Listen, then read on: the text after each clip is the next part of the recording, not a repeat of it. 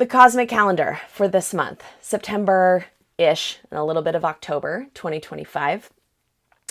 So today, September 6th, this is the last day of a chapter that goes on in part of August into September this year. It's a time of the month or a time of the year when we're celebrating Ganesha. And Ganesha is the elephant-headed archetype from our yogic tradition. He represents so many things, but what's really important here is that Ganesha represents the start of a new cycle. He's the guardian of transformation. And we say, so Kundalini is this, it's a word that just means this potential energy, right? As human beings, we all have potential. And in yoga and in our energetic anatomy, we talk about that potential as sitting at the base of our spine in the form of a snake. And so when we have an awakening in life, whether it's like a body awakening, right? You engage a new muscle that you've never done before, whether it's a mental awakening, you do try something new and you know how it's like to be a beginner, right? We're transforming, we're doing something new, we're waking up. And then ultimately that experience changes us. That's how we know that we're working with that potential energy because we're changing. And so Ganesha is said to be the guardian of that transformative potential energy at the base of our spine. And there's a really great story about how he got to be that way. Briefly, I'm probably going to preface everything by saying, I'm going to briefly tell you this, and hopefully I do a good job at that. But essentially, so Parvati and Shiva are one of the great couples, right? Shiva's the lord of yoga, and Parvati is his Shakti. She's his power. The feminine and the masculine never go anywhere without one another. One cannot act without the other. So it's not a husband-wife situation. This is masculine and feminine energy. That's the symbol of the story. So Shiva has all of these guardians around him. He is always surrounded by this group that's protecting him, that's watching out for him. And Parvati is like, I want to have that same thing. I want to have someone who's just focused on, guarding me. And so what she does is, she has this bathing ritual and she puts clays and things on her body. And what she does is she takes this clay off her body, these representing earth, right? She takes this and she forms it into this form of a guardian. And she breathes life force into this clay statue, this clay being, and he comes alive. And this is Ganesha. He's a boy. He's a young boy. And she said, he said, hello, mother, what can I do for you? And she said, you are to be my guardian. And she said, I want you to stand at the door because every day she does this bathing ritual and she just wants to do it unbothered. She wants no one to disturb her. She's like, I want to be alone. I'm sure everyone can relate, especially those of you who have kids, right? You're like, I just want to be alone in the bathroom. So Parvati is like, your job is to stand at this door. You stand here, do not let anyone in, not even Shiva. And he says, done, I will do it. So he stands there. And of course, Shiva comes around and he's like, let me in. He doesn't recognize this person. And he's like, let me in. And he says, no, you can't come in. I'm to let no one in. You can't do it. And he's like, do you know who you're talking to here? And so Ganesha he stands there. He's like, no. And Shiva's like, wow, he has a lot of willpower. This is like, who is this guy? He doesn't know I'm the Lord of yoga. I'm the Lord of, the Lord of everything, the Lord of destruction, the Lord of chaos. And so Ganesha says, no, you cannot pass. And so Shiva is like, well, okay. He cuts his head off. And these stories are really symbolic in a lot of ways, right? It's a story for that matter. So he barges in and Parvati is like, what are you doing? What are you doing? And then she goes, what have you done? What have you done? And he's mortified. He's like, what? I don't know. I've never been kept out. What's going on? She says, you go out right now and get a new head for this son of the earth that I had created, that I asked to let no one in. She said, you march out right now and you get him a head. And there's lots of stories about what the instruction was, like the first animal that you see, or the first animal to the north, go out to the northern direction, and the first animal that you see, cut its head off and bring it back. Moral of the story, they bring back an elephant head. He puts it on Ganesha's body and breathes life back into him, and there is Ganesha. And so Ganesha is, from that point on, bestowed as the keeper, the guardian of transitions, the guardian of starting new chapters, of new beginnings, because he gives us that protection. He is the one, it's not like he's the one that says, okay, now you're ready. He's the one that guards the gate until we are ready. Okay? And so this is why oftentimes at the beginning of so many things, you'll see a statue of Ganesha, or you'll hear a teacher chant to Ganesha. And when we chant, when we use mantra, we're invoking the qualities of the archetype that we're talking about. So with Ganesha comes this symbol of an elephant. So you might notice elephant symbols. You might have elephants on your altar or in your life somehow. That's just a subtle reminder of this new beginning, of this ability to overcome obstacles. That's what Ganesha is all about. So today is kind of the last day of his celebration. It's kind of like the time of the year when we celebrate Ganesha.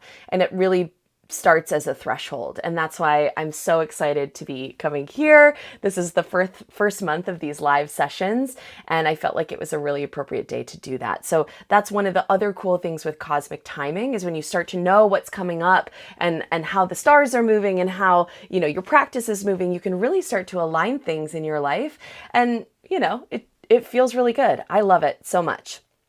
So tomorrow, September 7th, is the full moon, and it is the lunar eclipse. So lunar eclipses are always on full moons. And likewise, solar eclipses are always new moons. Okay? And this is always consistent. Tomorrow also is the first day of a celebration throughout India called Pitru Paksha. So Pitru, so P-I-T-R, sometimes there's a U, because that's how we pronounce it. Pitru Paksha, P-A-K-S-H-A. Pitru Paksha, the Pitris, these are the ancestors, those who have come before us. And Pitru Paksha is a 16-day period every year where we honor our ancestors.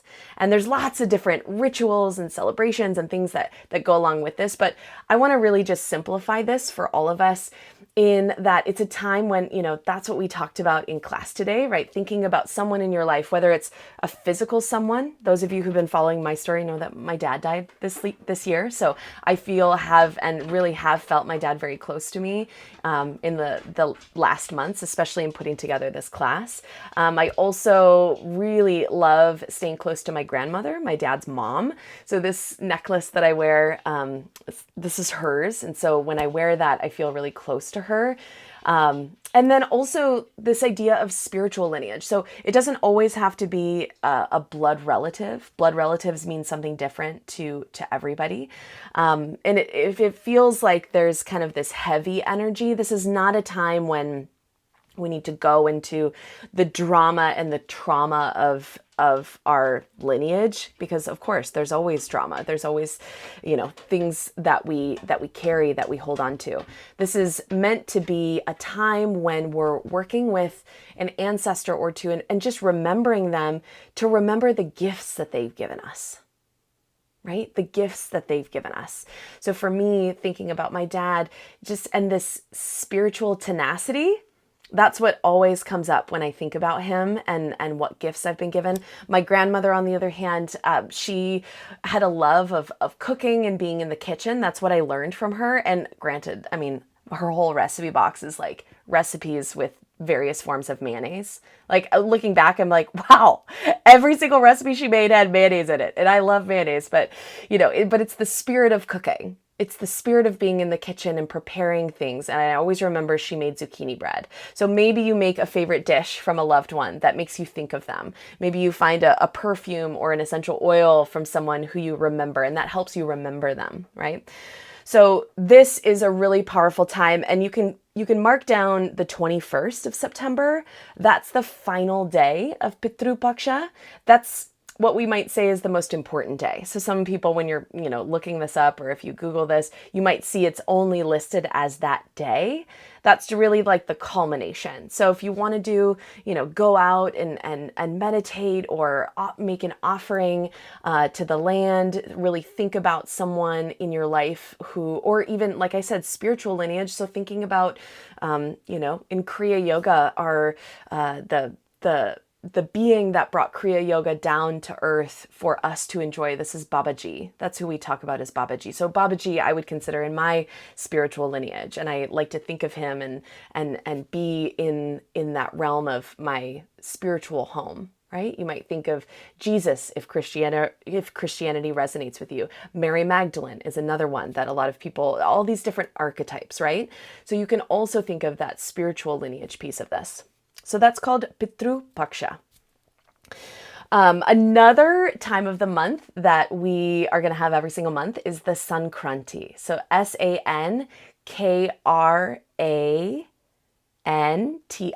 Sankranti. And all this is the sun moving into a new sign. So when we talk about the moon, when the moon's movements are a little bit more random, like if you track the moon like actually in the sky, it's not like the sun where like every day the sun rises over here, goes this way, and sets over here, right? The sun is this masculine consistency in the sky. The moon, on the other hand, is all over the place. And it's consistent in the sky, actually. But what we actually see in the night sky, right, because we only really see the moon because it's reflecting the sun's light. It doesn't make its own light. It's a little bit more scattered. And the moon represents our mind. And our minds are always fluctuating. We always have things going on in our minds. One day we feel, oh my gosh, I'm on top of the world. And then the very next day we're like, I don't know what I'm doing with my life, right? Anyone relate to this? Yes, right? These are moods. And so as the moon moves through the sky, it's actually moving through these parts of the sky called nakshatras. I'm going to talk at length about these. This is going to be kind of the bulk of what I talk about.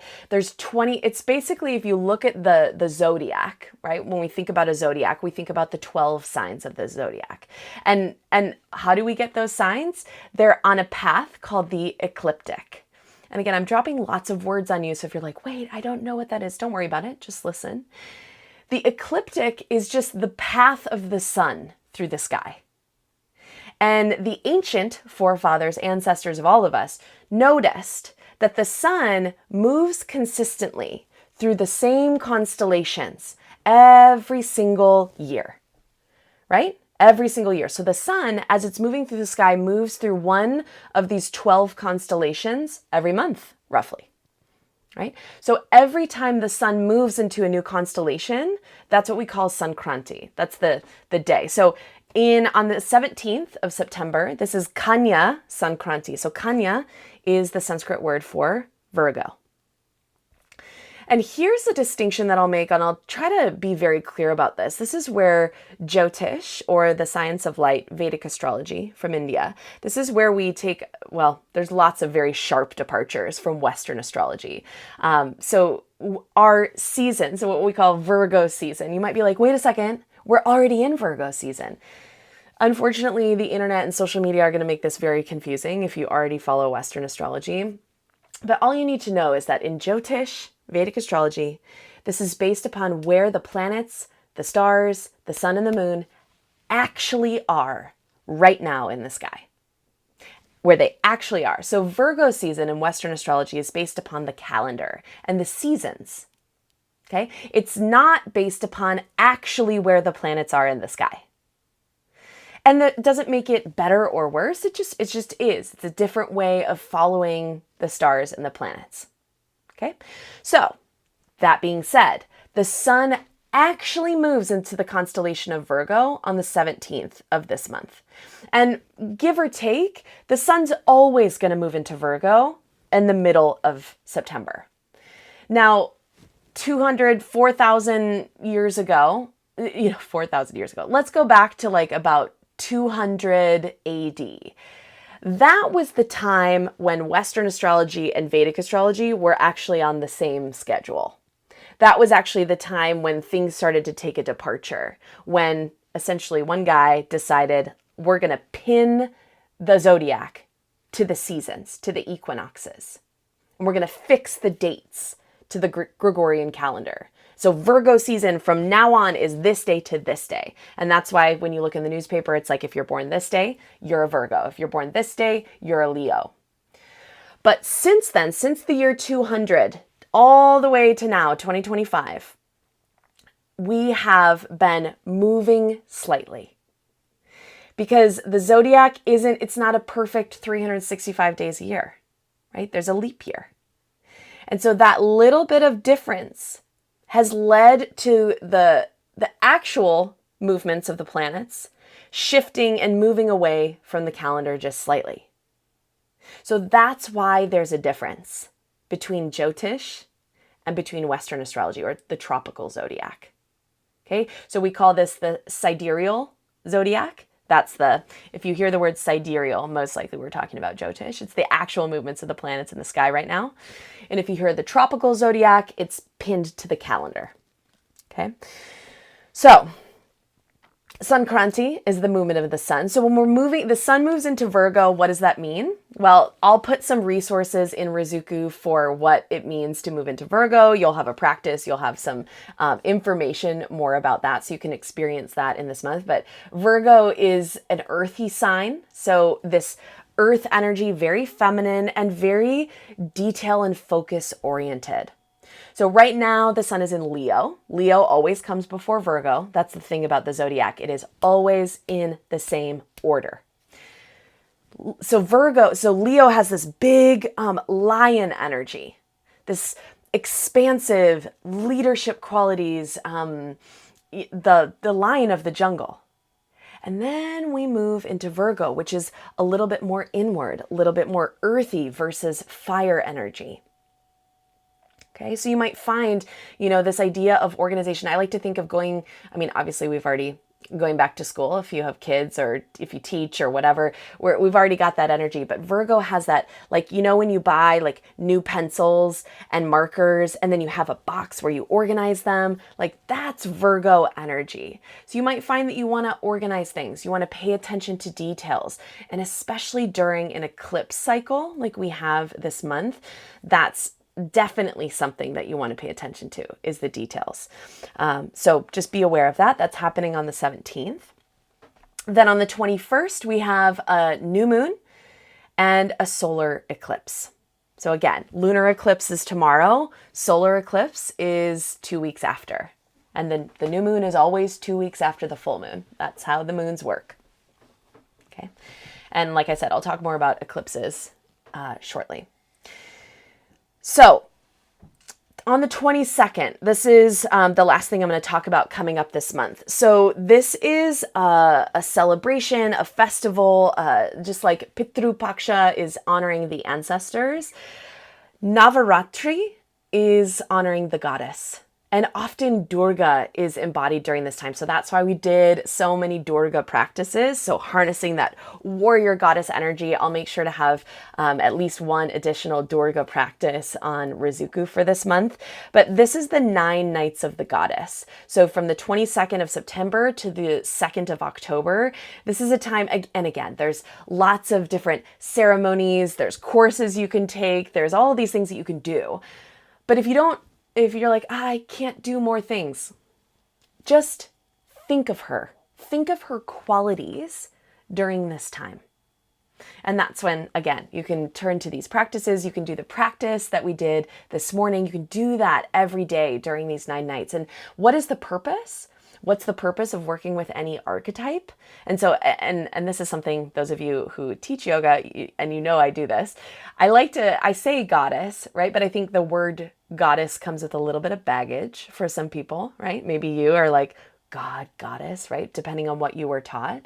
I like to go with this idea of archetypes. So archetypes are these standard They've found that, and if you've studied psychology at all, you might remember Carl Jung as one of the forefathers of modern day psychology. He really studied these archetypes, this idea that as human beings, we like to think we're really unique, right? I'm a special person. I am who I am. I'm like no one else on the planet.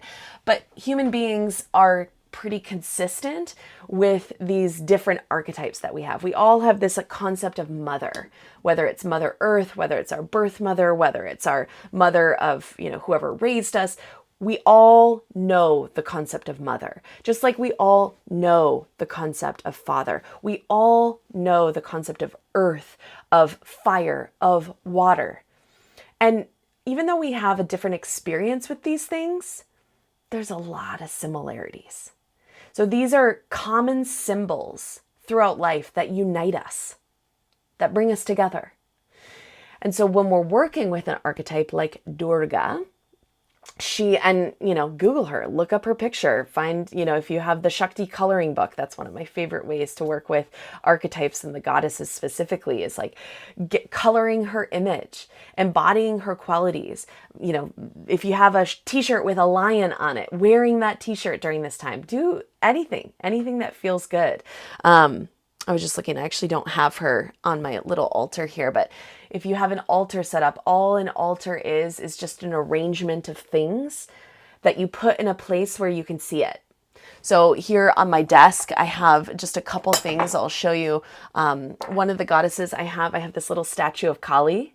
So she's a very ferocious goddess. We don't have time to talk about her today, but I love her mothering qualities and for her ferociousness.